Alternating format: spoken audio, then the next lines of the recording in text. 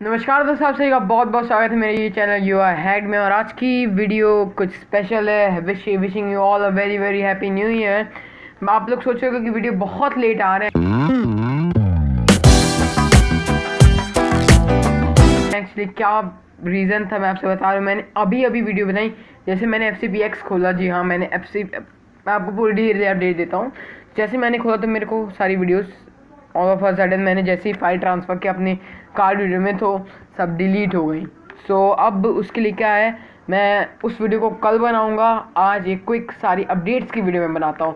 तो दोस्तों ये आप चीज़ देखी होगी, ये 2017 का मैकबुक एयर है। ओके, 2017 का मैकबुक एयर है और इसमें मैंने डाउनलोड करके रखा है फाइनल कट प्रो एक्स। जी हाँ दोस्तों,